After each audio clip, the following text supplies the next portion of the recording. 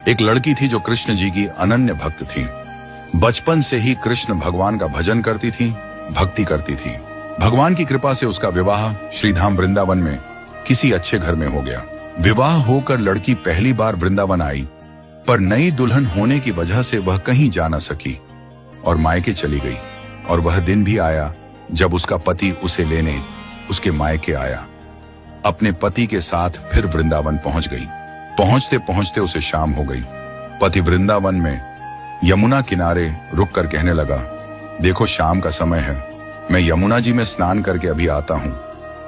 तुम इस पेड़ के नीचे बैठ जाओ और सामान की देखरेख करना, मैं थोड़े ही समय में आ जाऊंगा। यहीं सामने ही हूं, कुछ लगे तो मुझे आवाज दे देना।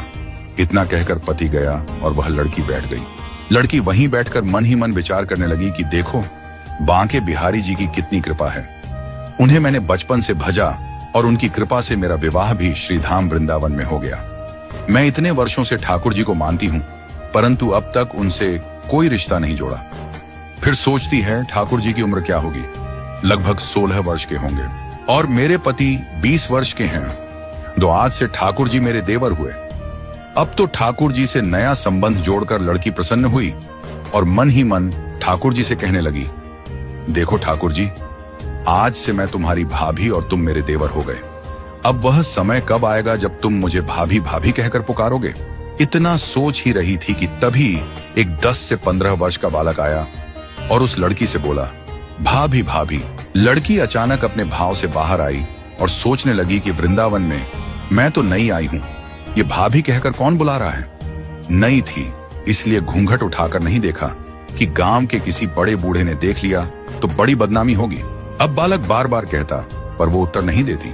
बालक पास आया और बोला, नेक अपना चेहरा तो दिखाए दे।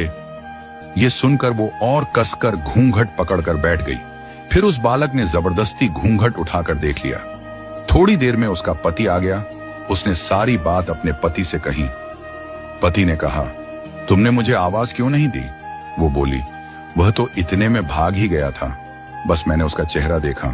पति बोला, चिंता मत कर, वृंदावन बहुत बड़ा थोड़े ही है। कभी किसी गली में लड़का मिल गया तो हड्डी पसली एक कर दूंगा। फिर कभी ऐसा नहीं कर सकेगा। तुम्हें कहीं दिखे तो मुझे जरूर बताना। फिर कुछ दिन बाद उसकी सास ने अपने बेटे से कहा, बेटा देख तेरा विवाह हो गया है, बहू मायके से भी आ गई है। तुम दोनों बांके बिहारी जी के दर्शन के लिए अभी तक नहीं गए हो। कल जाकर बहू को दर्शन करा कर ले आना। अगले दिन दोनों पति पत्नी ठाकुर जी के दर्शन के लिए मंदिर जाते हैं। मंदिर में बहुत भीड़ थी। लड़का कहने लगा, तुम स्त्रियों के साथ आगे जाकर दर्शन करो, मैं अभी आता हूं। अब वह आगे गई पर घूंघट नहीं उठा रही थी।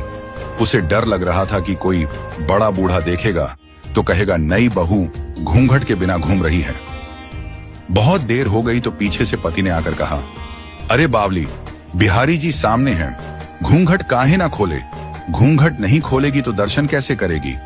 अब उसने अपना घूंघट उठाया और बांके बिहारी जी को देखा तो बांके बिहारी जी की जगह वहीं बालक मुस्कुराता हुआ दिखा तो एकदम से चिल्लाने लगी, जल्दी आओ जल्दी आओ। पति पीछे से भागा भागा आया और कहा, क्या हुआ। उस दिन जो मुझे भाभी भाभी कहकर भागा था वह मिल गया, कहां है। अभी उसे देखता हूं। ठाकुर जी की ओर इशारा करके बोली, यह रहा, आपके सामने ही तो है। उसके पति ने जो देखा वह अवाक रह गया और वहीं मंदिर में अपनी पत्नी के चरणों में गिर गया और बोला, तुम धन्य हो, वास्तव में तुम्हारे हृदय में ठाकुर जी के प्रति सच्चा प्रेम है। मैं इतने वर्षों से वृंदावन में हूं, मुझे आज तक उनके दर्शन नहीं हुए और तेरा भाव इतना है कि बिहारी जी ने तुझे दर्शन दे दिया। ये सच्ची घटना सुनकर आपको कैसा लगा, कमेंट बॉक्स में जरूर बताएं। ठाकुर श्री बांके बिहारी जी महाराज की जय।